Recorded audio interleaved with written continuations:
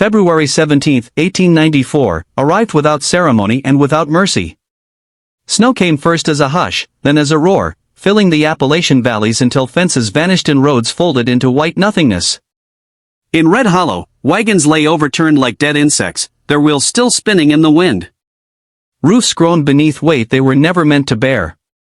Somewhere below the ridge, a church bell rang once before freezing solid, its sound swallowed by drifting ice. High above that chaos, on a spur of broken granite locals called Death Spur, a thin ribbon of smoke rose straight into the storm. It did not waver. Inside the mountain, behind walls 3 feet thick, warmth held at 68 degrees. Firelight trembled softly against stone smoothed by hand. Elijah Boone moved carefully across the packed earth floor, favoring his ruined left leg, the injury pulling his body slightly off-center with every step. In his arms lay a newborn child, swaddled tight, breathing slow and even, untouched by the violence outside. The mountain muted the world. Wind became a distant pressure. Snow became silence. Boone adjusted the child closer to the heat and listened to the steady drip of water from the spring he had tapped behind the rear wall, flowing as it always did, 45 degrees and unfrozen. This place had been built to endure. He had not guessed.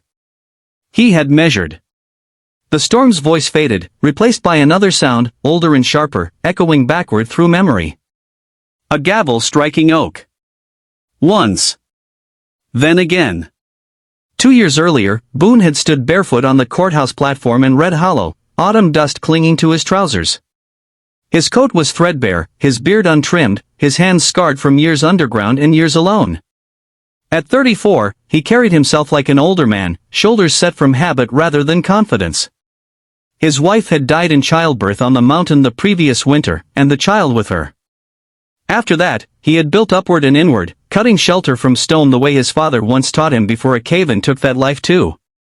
Boone knew how earth held heat, how wind searched for seams, how water chose patience over force. He had learned those lessons early and paid for them dearly. But knowledge earned in darkness rarely impressed men who lived by sunlight in ledgers. When he came down from the mountain carrying an infant found beside a shattered wagon on the lower road, he did not bring speeches. He brought need. Milk. Cloth. Time. The courthouse gave him judgment instead. The first strike of the gavel cut through the room and fixed the moment forever, binding the storm to come with the cruelty already done. The courthouse in Red Hollow smelled of coal smoke and polished oak, a place designed to impress order upon smaller men. Sunlight struck the high windows and fell across Thomas Caldwell as though he had arranged it himself. He was 46, broad through the chest, dressed in a wool coat shipped from Boston and boots still glossy from the brush. A gold watch chain rested against his vest, heavy enough to announce wealth without speech. Caldwell owned the valley's largest timber mill and spoke often of progress, of lifting Red Hollow into modern respectability through money in motion. That morning, he stood near the judge's bench with relaxed authority, fingers resting on a stack of papers detailing his latest venture. 12 acres stripped clean along the lower hillside. 40 identical wooden houses planned. Green timber cut fast, nailed faster. The projected cost, announced proudly the week before, was $120,000, a figure spoken aloud as proof of seriousness rather than risk. Caldwell called it vision. Others called it salvation. The auction was presented as kindness. Elijah Boone was declared unfit by consensus rather than law, a man too poor, too injured, too solitary to raise a child. The infant was listed in the clerk's ledger as a dependent burden, its survival uncertain. Caldwell suggested, with a smile practiced for public work, that the man and child be offered together, a single lot, so neither would trouble the town again. Laughter followed, light and unchallenged. Someone muttered that winter would solve the problem regardless. The gavel struck. 5 cents. 10. A coin scraped across a bench and rolled to the floor. No one claimed them. Caldwell never raised his hand.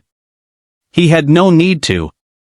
When the bids died, the judge cleared his throat and declared the auction complete without purchase, calling it mercy. Boone was ordered beyond town limits by sundown. The child was declared his responsibility alone. As Boone turned to leave, adjusting the rough cloth around the infant's face, Caldwell spoke again, his voice polished and loud enough to travel. He gestured toward the hills and said that stone kept no one warm, that only fools trusted rock over timber and foresight over money. The phrase landed cleanly and stuck. It followed Boone down the courthouse steps. It was repeated in taverns that night, scratched into fence posts, shouted after him as he limped uphill. The land ahead was called Death Spur Rock, Wind, and nothing else. Boone did not answer the laughter. He did not look back. He walked alone toward what Red Hollow believed was a sentence carried out by weather. Death Spur revealed its truth slowly, the way honest things often do. The slope looked barren from below, a spine of granite scoured by wind and stripped of soil, but Boone knew how mountains hid their gifts. He climbed until the air thinned and the town disappeared, then rested where his father once marked a stone with charcoal decades earlier. There, beneath 10 feet of rock, water moved patiently through the mountain, flowing year-round at 45 degrees. Boone listened for it at night, pressing his ear to the stone, following sound rather than sight. He cut inward instead of outward. Each strike of the chisel rang clean, the vibration traveling through his arms and settling into bone. Walls grew thick, measured deliberately at 3 feet, not for strength alone but for memory. Stone absorbed heat slowly and surrendered it slower still. He angled ventilation shafts against the prevailing northwest wind, narrow enough to deny force yet wide enough to breathe. The ceiling rose to 7 feet, high enough to stand without waste. The sleeping alcove measured 6 by 8, positioned where warmth lingered longest after fire faded. Fire lived below the floor line, sunk deliberately into the earth. Heat rose gently, circling rather than escaping. When the outside temperature dropped to -12, the interior never fell below 60. Boone checked it morning and night, touching the stone with bare fingers, trusting sensation more than numbers. The spring fed a shallow basin carved behind the rear wall. Water never froze. Steam rose faintly even in the coldest hours, carrying a clean mineral smell that replaced fear with cert. He fashioned a cradle from pine slats salvaged from a wrecked wagon, sanding each edge smooth by lamplight until splinters vanished. It hung near the warmest wall, suspended by leather straps cut from his own belt. The infant slept there, breath steady, skin warm, untouched by the mountain's cruelty. Boone fed the child goat milk traded months earlier for hides, warmed carefully, tested against his wrist before every feeding. For the next 6 months, Boone worked in silence. He dried venison and stored it in sealed stone niches. Root vegetables packed in sand. Fat rendered and poured into clay jars. He remembered his father's voice, calm and unadorned, explaining that the mountain would help those who listened to it instead of arguing. Boone never spoke that lesson aloud. He built it. By autumn, smoke rising from Death Spur became familiar enough to be noticed. Down below, whispers followed. Some laughed. Some wondered. Boone kept working, his preparation finished long before the mountain decided to speak back. In Red Hollow, confidence thickened as winter approached. Caldwell's houses multiplied across the stripped hillside like matched teeth, their frames rising fast under teams paid by the day rather than the decade. Green timber went up without seasoning, its sap still sharp in the cold air, its joints trusting nails more than patience. The houses were identical in pitch and proportion, lined in rows that pleased the eye from a distance and reassured men who equated symmetry with safety. Caldwell walked the site in polished boots, speaking of occupancy by Christmas and profit by spring. The mountain watched without comment. In taverns, Boone's name became shorthand for foolishness. Men repeated Caldwell's phrase with practiced ease, laughing into their cups. Stone keeps no one warm. The words gained a rhythm, a certainty that required no proof. Children shouted it when they saw smoke on the ridge. Boone heard none of it. He marked days by frost and shadow, not rumor. By late November, the first warning arrived quietly. Wind shifted north earlier than usual, cutting sharper through the valley and lingering after sunset. Snow fell heavy and wet, collapsing fences and bending young trees that should have shed it easily. Caldwell dismissed concerns publicly, pointing to fresh roofs and promising modern comfort. Inside the houses, the smell of damp would thicken as sap wept from beams that had never learned restraint. Boone noticed smaller signs. Birds vanished from the upper slopes. The spring's flow quickened by a fraction, water pressing with more insistence against stone. At night, the mountain groaned faintly, a sound felt through the floor before it reached the ear.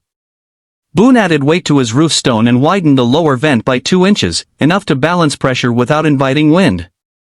He moved supplies closer to hand and checked the child's blankets twice before sleep. December brought celebration to Red Hollow. Caldwell hosted a dinner beneath hanging lamps, announcing full occupancy of the hillside homes and praising the town's embrace of progress. Music carried late into the night. Outside, snow accumulated faster than it melted, layer upon layer compressing into dangerous mass.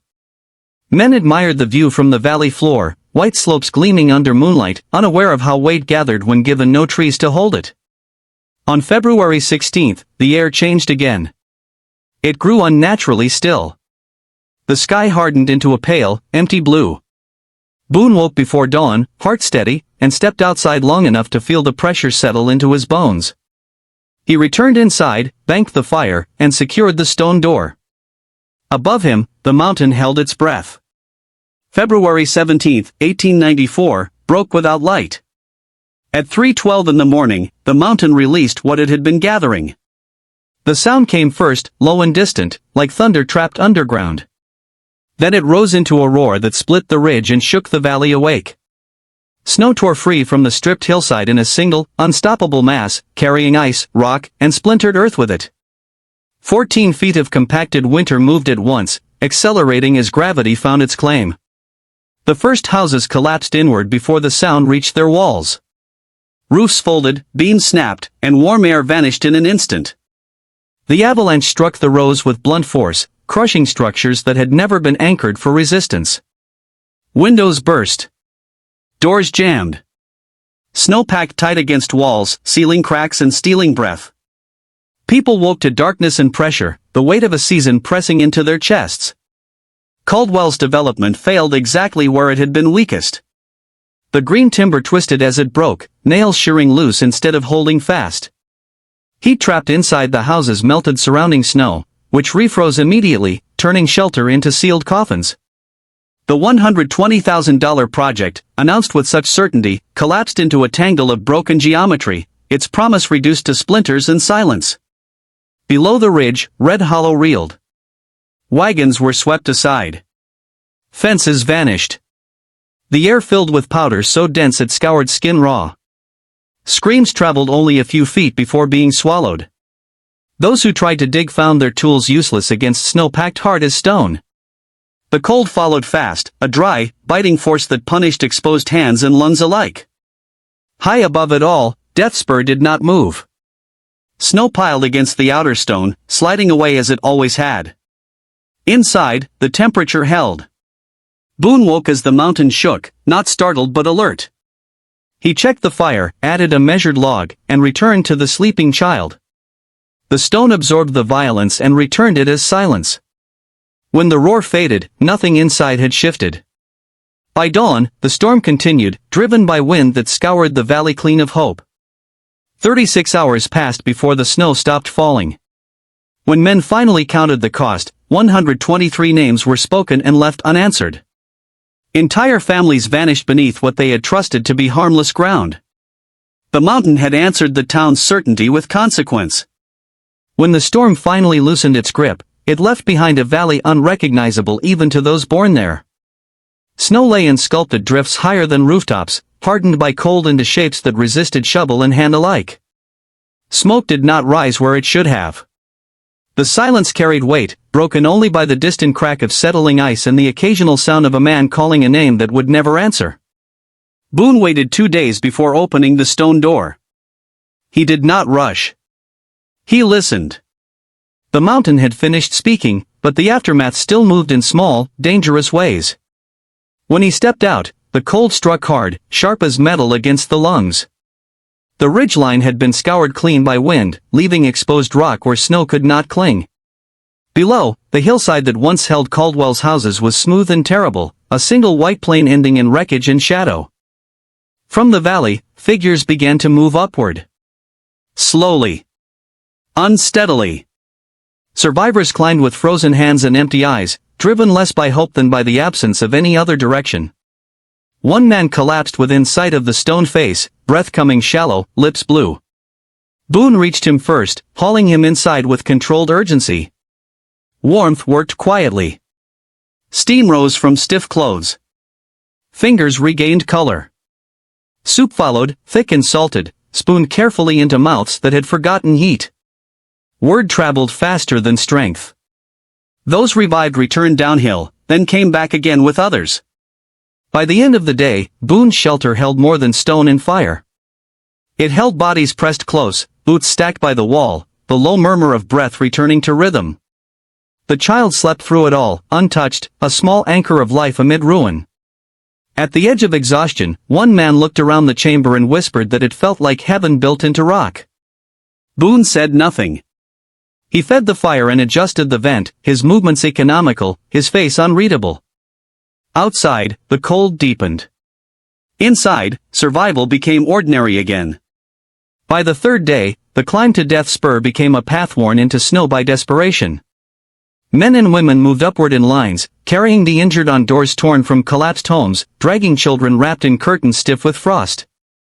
Faces that once laughed at Boone's ascent now studied each step with care, eyes fixed not on the summit but on the thin ribbon of smoke that promised heat.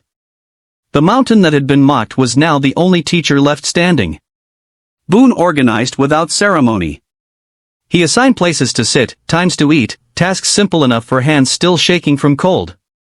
No speeches were given. No gratitude requested. Warmth, water, food, then rest. Those able were sent back down in pairs to search for others, each carrying a torch lit from the same fire that had burned steadily since before the storm. The shelter expanded outward in effect, not in stone.